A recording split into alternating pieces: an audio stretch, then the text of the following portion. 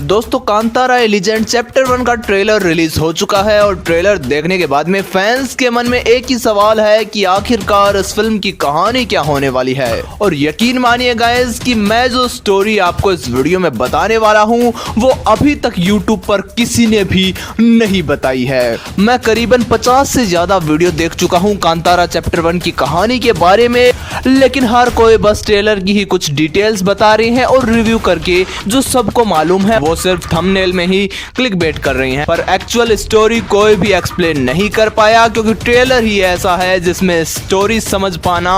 नामुमकिन सा है। लेकिन खोजी हुई तो तुरंत मिल लो पल भर की तलाश में। जी हाँ दोस्तों, मैं आज के इस वीडियो में कांतारा चैप्टर 1 की कंप्लीट स्टोरी डिटेल में एक्सप्लेन करने वाला हूँ। बस मेरी एक ही गुजारिश है कि वीडियो को एकदम एंड तक जरूर देखना, बाकी सब मेरी जिम्मेदारी है। स्टोरी ऐसी सुनाऊंगा जो अभी तक किसी ने नहीं सुनाई होगी। दोस्तों अगर मैं आपसे कहूं कि कांतारा चैप्टर 1 प्रीक्वल है 2022 वाली कांतारा फिल्म का, और इन दोनों ही फिल्मों का जो प्लॉट है वो एकदम सेम होने वाला है, तो आपको कैसा लगेगा? जी हाँ दोस्तों, कांतारा फिल्म के अंदर जो जो चीजें हुई थी वो सारी की सारी चीजें कांतारा चैप्टर 1 में भी सेम टू सेम होने वाली है। तो चलिए साइड बाय साइड कंपैरिजन करते हैं दोनों ही फिल्मों की कहानी का, और साथ में आपको कहानी भी पता चल जाएगी कि कांतारा चैप्टर 1 की कहानी क्या होने वाली है। दोस्तों कांतारा पार्ट 1 की एंडिंग में हम देखते हैं कि शिवा का बेटा पूछ रहा है कि उसके पिता उस जगह पर गायब क्यों हुए, तो उसे बताया जा रहा है कि इसके पीछे एक दंत कथा है उनके पूर्वजों की,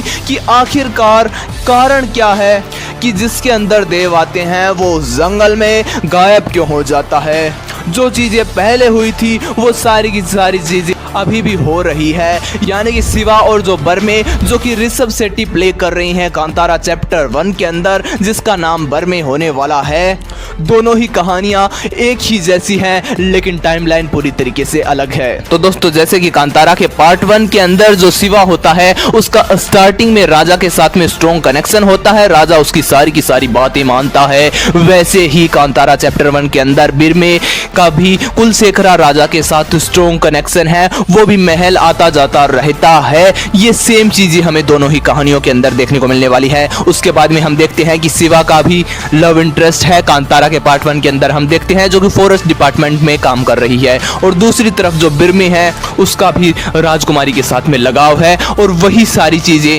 दोबारा से हो रही है। जहां हमने कांतारा के पार्ट 1 में देखा कि राजा शिवा के साथ तो दोस्ती कर रहा है, लेकिन कहीं ना कहीं वो उनकी ही जमीन को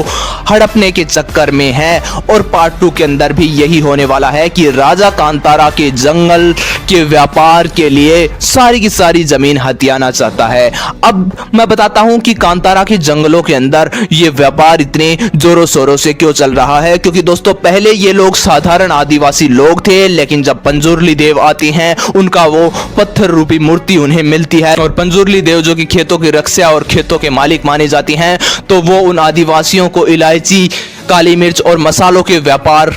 को बढ़ाने के लिए शक्ति देते हैं। तो ये जो भी व्यापार चल रहा है ये पंजुर्ली देव की कृपा के कारण ही चल रहा है, इसीलिए वो राजा इन जंगलों को हथियाना चाहता है। वो सोच रहा है कि ये सारी संपत्ति उसकी है, क्योंकि उन जंगल के लोगों ने राजा को कर देने के लिए मना कर दिया है, क्योंकि राजा उन्हें काफी ज्यादा प्रताड़ित कर रहा है। तो पार्ट 1 में जो राजा था वो भी अपनी जमीन को फिर से हड़पना चाहता था, उसे लगता था कि कोई देव नहीं है, और वैसे ही कांतारा चैप्टर 1 के अंदर जो राजा है कुलशेखरा उसको भी यही लगने वाला है। और पार्ट 1 के अंदर देखा कि जो गुरुआ है जिसके अंदर देव प्रवेश करते हैं उसको राजा मार देता है, और सेम ऐसा ही पार्ट 2 के अंदर भी होने वाला है कि जिसके अंदर देव प्रवेश करते हैं उसे राजा कुलशेखरा मार ही देता है, और जमीन को कब्जा करने के लिए जंगल जला देता है। पार्ट 1 के अंदर भी हमने यही देखा, और ये जो चैप्टर 1 आ रहा है सेकंड पार्ट, इसमें भी ऐसा ही होने वाला है कि कुलशेखरा पूरे जंगलों को बर्बाद कर देता है, और फिर जो हीरो है वो पूरी तरीके से हार जाता है, शिवा भी हार जाता है, और जो बिरमे है वो भी हार जाएगा। लेकिन हमें पता चलता है कि बिरमे जो कि एक देवदूत है, यानी कि जब जब धरती पर अधर्म फैलता है तो ईश्वर अपने दूत भेजते हैं, और वही देवदूत है बिरमे, और जो शिवा है वो भी देवदूत ही है। है जो कि अधर्म का विनाश करने के लिए पैदा हुए हैं, और बीर में हार जाता है तो फिर उसके अंदर गोलिका देव प्रवेश करते हैं। जैसे हमने पार्ट 1 के क्लाइमैक्स में देखा कि गोलिका देव आते हैं और सब कुछ तबाह करके रख देते हैं और न्याय करते हैं गांव वालों के साथ में, वैसा ही कांतारा चैप्टर 1 के अंदर भी होने वाला है, लेकिन कुछ अलग अंदाज के अंदर, क्योंकि जो उल्का पिंड पड़ता है धरती पर वही देवीय शक्ति होती है जो एक गुफा सुरंग नुमा आकार बना देती है और उसी के अंदर वो सारी देवीय शक्तियां होती है।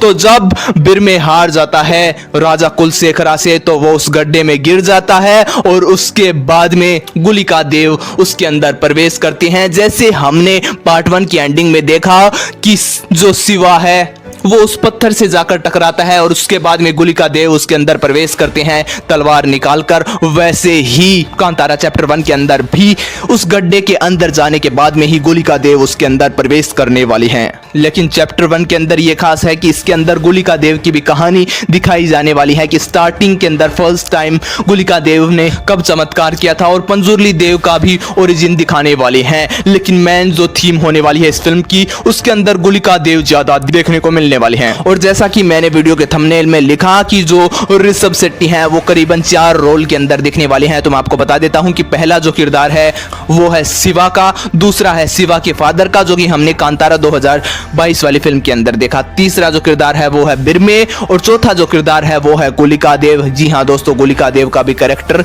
शिवा ही प्ले कर रहा है। लेकिन जब वो उस गड्ढे के अंदर गिर जाता है और वो शिव जी जैसा लुक हमें देखने को मिल रहा है, वो बीर में का ही है, उनके अंदर गोलिका देव आए हैं, लेकिन अलग से गोलिका देव का कैरेक्टर भी हमें देखने को मिलने वाला है इसी फिल्म के अंदर, फ्लैशबैक सीन के अंदर, जहां पर गोलिका देव रियल लाइफ में एग्जिस्ट करते हैं और उसका कैरेक्टर भी कौन निभा रहे हैं, ऋषभ शेट्टी ही। अब इन सभी कैरेक्टर को एक साथ ऋषभ शेट्टी कैसे निभा सकते हैं, तो इसका एक ही कारण है कि ये सारे के सारे देवदूत हैं, यानी कि ईश्वर के भेजे हुए दूत हैं, और इनका काम पूरा होते ही ये उस जंगल में उसी जगह पर गायब हो जाते हैं। जैसा कि हमने पार्ट 1 में देखा, शिवा के पिता पहले गायब होते हैं, फिर शिवा गायब हो जाता है और उसका बेटा पूछ रहा है कि उस जंगल में ऐसा क्या है कि सारे लोग गायब हो जाते हैं, क्योंकि ये लोग देवदूत हैं, इनका जन्म किसी ना किसी मकसद से हुआ है और वो मकसद पूरा होते ही ये अपने ईश्वर में समर्पित हो जाते हैं, उसी जगह पर चल जाते हैं जहां से ये आए थे। क्योंकि हमें इस ट्रेलर के अंदर देखने को मिलता है कि जो बीर में है वो भी इन्हें इस गुफा के अंदर ही मिलता है, इन कबीले वाले लोगों को। तो जहां से ये आया था वहीं पर वापस चला जाता है अपने देव के पास में, और उन्हीं के सेवक बनके, उन्हीं के दूतों के रूप में गांव वालों की रक्षा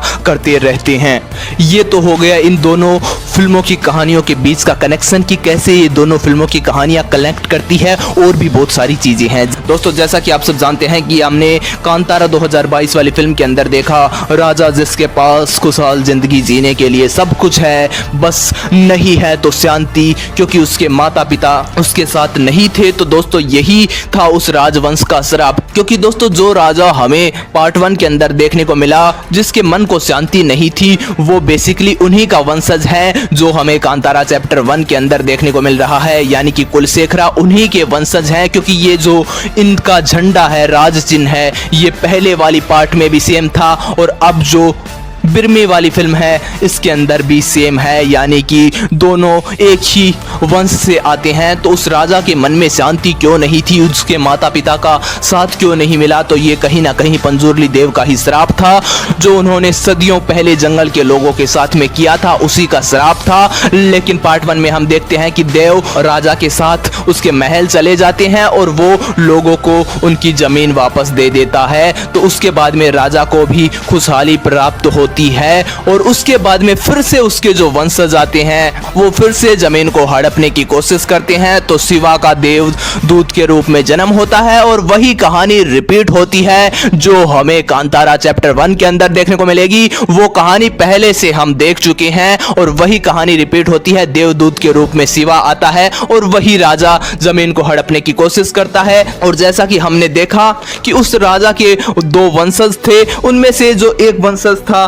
वो देव से पूछ रहा था कि ये कोई देव बोल रहा है या नर्तक, और वो बाद में देव देव गायब हो जाते हैं और वो जो राजा का बेटा है वो कोर्ट की सीढ़ियों पर मर जाता है। वैसी ही कहानी कांतारा चैप्टर 1 के अंदर भी देखने को मिलने वाली है, क्योंकि हम इस फ्रेम के अंदर देख रहे हैं कि ये दो राजा हैं, दोनों भाई हैं। इनमें से जो छोटा वाला भाई है ये देव के साथ खिलाफत करता है तो देव इसे सजा देते हैं। ये छोटा वाला भाई तो मर जाता है, लेकिन जो इसका बेटा है वो बच जाता है। और जो दूसरा वाला बड़ा राजा है, मेन राजा है, उसकी बेटी है, उसके कोई संतान नहीं है, पुत्र नहीं है जिसे वो सिंहासन पर बैठा सके। तो जो उसका भाई है उसके बेटे को वो सिंहासन पर बैठाता है, लेकिन उसके भाई का बेटा तो काफी ज्यादा क्रूर होता है अपने बाप से भी। वो भी देव को मानने से इनकार कर देता है और उसे बचपन से जो उसके बाप का अंगरक्षक है, जिसके चेहरे पर ये निशान बना हुआ है, ये और कोई नहीं, इस पर ये निशान गुलिका देव ने ही बनाया था।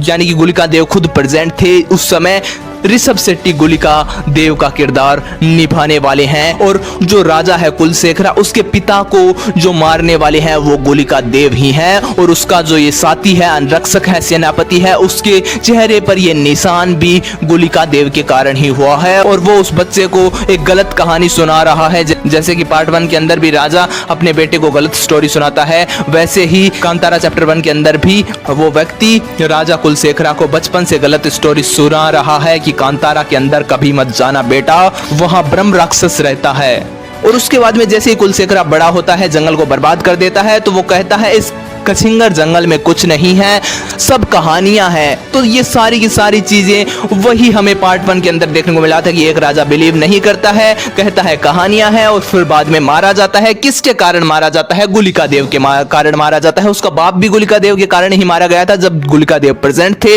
लेकिन अब की बार गुलिका देव शिवा के अंदर आ रहे हैं और बाद में जो क्लाइमैक्स होने वाला है वो आपको पता ही है। उस गड्ढे से गुलिका देव बिरमे के अंदर आते हैं और पूरी तरीके से तबाही मच जाती है, क्योंकि दोस्तों उस क्लाइमैक्स सीन को शूट करने के लिए करीबन 500 ट्रेन फाइटर्स, 3000 जूनियर आर्टिस्ट, 25 दिनों की मेहनत, जिसमें 15 दिनों का रिहर्सल, 6 दिनों में सेट बनाया और 4 दिनों में ग्रैंड शूट किया। और करीबन आधा बजट तो मेकर्स ने इसके क्लाइमैक्स में ही लगाया हुआ है। तो आप देख सकते हैं कि किस तरीके से गुलिका देव इस फिल्म के क्लाइमैक्स के अंदर तबाही मचाने वाले हैं। बाकी दोस्तों आज के इस वीडियो में मेरी कहानी आपको कैसी लगी? ये कहानी करीबन 90% एग्जैक्ट होने वाली है, 10% इधर से उधर हो सकती है, क्योंकि यह सिर्फ कहानी है। और कुछ लोग कहेंगे कि तुमने पहले कहानी बताकर फिल्म का मजा खराब कर दिया। तो मैं आपको बता देना चाहता हूं कि कुछ कहानियां ऐसी होती है जिन्हें सुनाने से कुछ नहीं होता, जिन्हें एक्सपीरियंस किया जाता है, जिया जाता है। कांतारा जैसी फिल्मों को जिया जाता है। जी हां दोस्तों, तो दोस्तों मैंने जो कहानी बताई वो बेसिक स्टोरी लाइन है, लेकिन फिल्म काफी ज्यादा बड़ी होने वाली है, करीबन 2 घंटे 50 मिनट की होने वाली है। काफी ज्यादा डिफरेंट चीजें हमें इस फिल्म के अंदर देखने को मिलने वाली है, जहां पर गुलिका देव का ओरिजिन दिखाया जाएगा, पंजुर्ली देव का ओरिजिन दिखाया जाएगा।